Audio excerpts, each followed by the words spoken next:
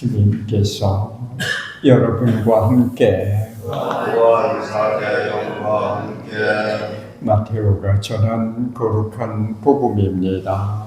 주님 영광 받으소서. 그때 예수님께서 수석사제들과 백성의 원로들에게 말씀하셨다. 다른 비유를 들어보아라. 어떤 다림자가 포도밭을 일구어 울타리를 둘러치고 포도확을 파고 탑을 세웠다. 그리고 소작인들에게 내주고 멀리 떠났다. 포도철이 가까워지자 그는 자기 몫의 소출을 받아오라고 소작인들에게 종들을 보냈다. 그런데 소작인들은 그들을 붙잡아 하나는 매질하고 하나는 죽이고 하나는 돌을 던져 죽이기까지 하였다. 주인이 처음보다 더 많은 종을 보냈지만 소작인들은 그들에게도 같은 짓을 하였다.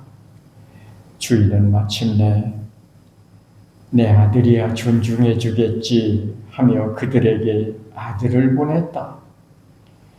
그러나 소작인들은 아들을 보자 저자가 상속자다. 자, 저자를 죽여버리고 우리가 그의 상속 재산을 차지하자 하고 저희끼리 말하면서 그를 붙잡아 포도밭 밖으로 던져 죽여버렸다. 그러니 포도밭 주인이 와서 그 소작인들을 어떻게 하겠느냐? 그렇게 악한 자들은 가차없이 없애버리고 제때 소출을 바치는 다른 소작인들에게 포도밭을 내줄 것입니다. 하고 그들이 대답하자 예수님께서 그들에게 말씀하셨다. 너희는 성경에서 이 말씀을 읽어본 적이 없느냐?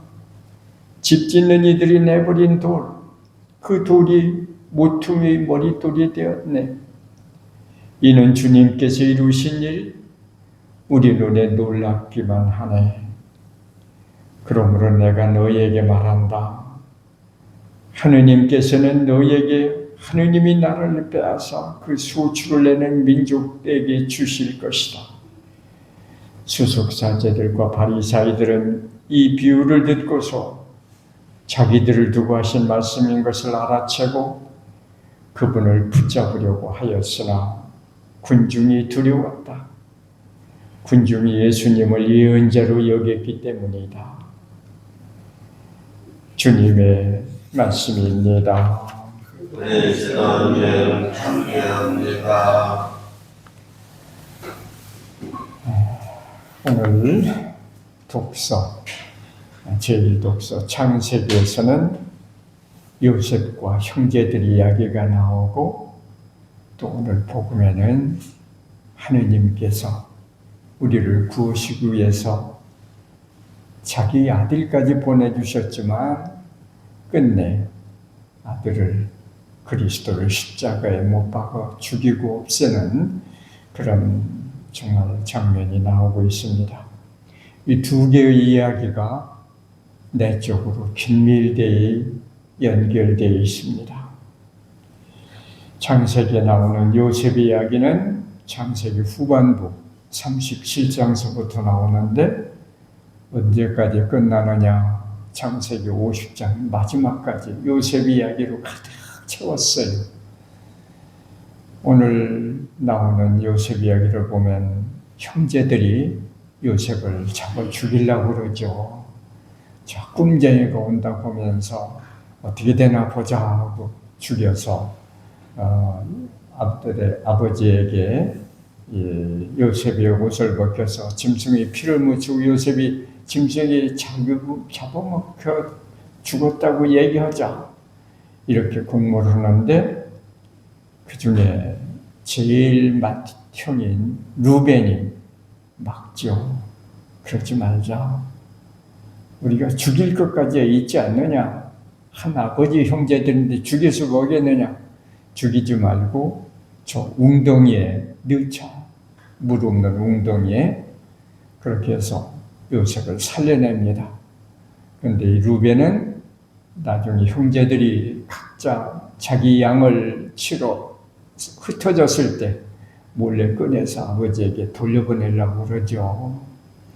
그러고 이제 양을 치러 또 흩어졌는데 한참 후에 보니까 또 다른 형제들이 몇 명이 있는데 이스마엘 가는 장사꾼이 지나가는데 거기서 또 하나 넷째 아들인 유다가 이런 얘기를 하죠. 우리가 그래도 권력을 죽여서야 되겠느냐? 차라리 꺼내서 저 장사꾼들에게 팔아버리자. 그래서 유다의 제안을 받고 형제들이 돈을 받고 팔아버리는 장면이 나옵니다. 어떻게 보면 형제들이 정말 다 같이 죽이려고 했지만 그래도 두 사람의 형제가 꾀를 내서 요셉을 살려냅니다.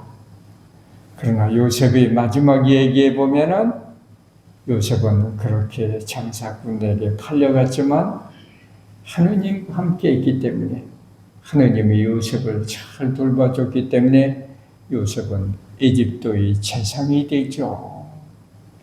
요셉은 에집도의 재상이 돼서 에집도의 모든 공무를 관리하고 있었을 때 이 가나안에서 요셉의 형제들은 아버지 야곱과 함께 굶어 죽게 되시니까 에집도의 양식을 사러 가죠. 이때 요셉을 만납니다. 요셉에 보니까 형제들 10명이 있는 거예요. 10명이 있는데 보니까 자기 동생이 안 보이는 거예요. 자기 동생 베냐민. 요셉은 대뜸 무슨 생각을 했겠습니까?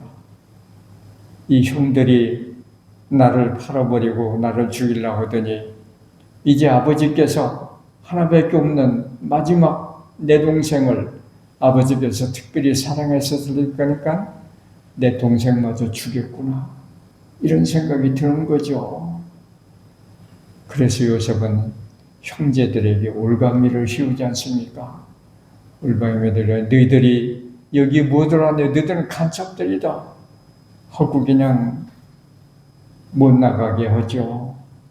그러고 나중에 그래도 요셉이 나중에는 또 그러죠. 너희들이 동생이 있단다면 그 동생이 내 눈앞에 데려올 때까지 동생을 내가 볼 때까지 한 사람이 여기 잡혀 있어라. 그럼 나머지만 보냅니다. 이때 루벤이 울면서 요셉의 앞에서 형제들을 나무래죠. 우리가 왜 이렇게 곤경에 빠지는지 생각해 봤다. 하느님께서 우리의 잘못을 파헤치는 것이다. 너희들이 요셉을 죽이지 말라고 그렇게 내가 애원했는데도 동생을 죽여버리더니 없애버리더니 동생을 죽인 놈들이 잘될 거를 봤느냐? 하느님께서 우리를 용서하시겠느냐? 우리가 이런 곤경은 당연히 우리 잘못이다 하고 막 엉엉 우는 거예요. 이때 요셉은 몰래 가서 울고 나오죠. 자기도 형제들이 다 나를 죽이려고 했던 건 아니구나. 이렇게 큰 형은 나를 살렸구나. 이걸 갖고 요셉이 용서할 마음이 생기는 것입니다. 그리고 나중에 또 자기 동생 베냐민이 왔을 때 요셉은 또 한 번 시험을 하죠. 베냐민 자기 동생 자루에 은자를 넣고 다시 잡아오지 않습니까? 그래서 내 은자를 훔쳐간 놈은 내 종이 되라. 자기 동생을 종으로 삼으려고 그럴 때 유다가 나서서 자기를 살려했던 유다가 또 나서서 울면서 애원하죠. 나리는 하느님과 다름없는 사람입니다. 내 동생 잔에서 내 동생의 자루에서 잔이 나왔으니 우리 입이 10개라도 할 말이 없습니다. 그러나 내 동생의 생명은 내 아버지와 연결되어 있습니다. 내 동생이 여기 잡혀서 그대로 돌아가지 못한다면 늙으신 내 아버지는, 불쌍한 우리 아버지는 울면서 지옥으로 내려갈 것입니다. 그러니 내 동생은 우리 아버지 집에 돌려보내주시고 나를 대신 종으로 삼으십시오. 내가 대신 종으로 있겠습니다. 이렇게 유다가 애원하죠. 이때 요셉은 거기서 마음이 무너지고 맙니다. 모든 걸 다 알아들은 요셉은 거기서 울면서 요셉이 얘기를 하죠. 내가 바로 요셉입니다. 형제들이 얼마나 놀랐겠어요. 그러면서 요셉이 얘기하죠. 형들이 잘못한 건 사실이요. 형들은 분명히 잘못한 건 사실입니다. 그런데 하느님께서는 형들이 잘못마저 좋은 것으로 바꿔주시는 분입니다. 그러니 내가 형들에게 어떻게 복수를 하겠습니까? 나는 형들을 용서하고 형들이 자녀들까지 내가 잘 돌보겠습니다. 이렇게 약속하면서 완전히 화해를 하죠. 이게 창세기의 마지막 장면입니다. 요셉이 모든 것을 용서하고 화해를 해요. 그런데 거기에는 요셉이 용서하고 화해를 하는 것은 두 가지 조건이 있어요. 바로 두 형제가 그렇게 울면서 뉘우쳤던 것. 형들이 정말 잘못을 했다는 걸 깨달았고, 또 하나는 요셉은 그런 얘기를 하죠. 나를 지금까지 살려주신 것은 하느님이다. 내가 가지고 있는 재산은 하느님인데, 하느님 때문에 내가 이렇게 성공하고 살았는데, 하느님은 용서하시는 분이다. 그러니 하느님이 내 재산인데, 용서하시는 하느님이 내 삶의 배경인데, 내가 어떻게 형제들을 용서하지 않겠는가? 그러면서 형제들을 용서해주는 그런 장면이 나옵니다. 하느님은 용서하시는 분, 하느님은 구원자시라는 것, 이런 것을 요셉은 자기 삶으로 형제들을 용서함으로써 증거를 드러내시는 것이죠. 그런 의미에서 오늘 구약에 나오는 요셉의 이야기는 바로 용서하시는 하느님의 이야기가 되는 것입니다. 오늘 복음에서 예수님께서는 바로 인간의 모습을 요셉의 이야기에 이렇게 얹어서 우리에게 설명해 주시는 것 같아요. 요셉의 형제들이 요셉을 팔아넘겼듯이 우리 인간은 하느님께서 예언자를 보내셨지만 족족 다 그렇게 죽여버리고 박해하고 마지막 하나 남은 아들 구세주를 보냈지만 사람들은 저는 상속자다. 그러니 차라리 저를 죽이고 우리가 모두 그 재가산을 차지하자. 그리고 십자가 못 박혀 돌아가시지 않습니까? 그러나 예수님께서는 십자가 못 박혀 죽음으로써 모든 일을 용서하고 구원하시죠. 요셉은 자기가 잡혀가고 그렇게 고통을 당했지만 결국 살아있음으로써 형제들을 만나서 형제들을 용서하지만 예수님과 요셉의 차이는 뭐냐? 예수님께서는 죽음으로써 용서하신 것입니다. 요셉은 성공하고 살아있음으로써 형제들을 용서했지만 예수님께서는 십자가의 처참한 모습으로 돌아가시고 자기를 봉헌하심으로써 모든 일을 용서하시고 살려내신 것이죠. 이게 요셉과 예수님의 차이입니다. 예수님은 살아서 형제들을 용서했고 요셉은 살아서 용서했고 예수님은 십자가의 처참한 모습으로 자기를 봉헌함으로써 온 인류를 살려내신 것이죠.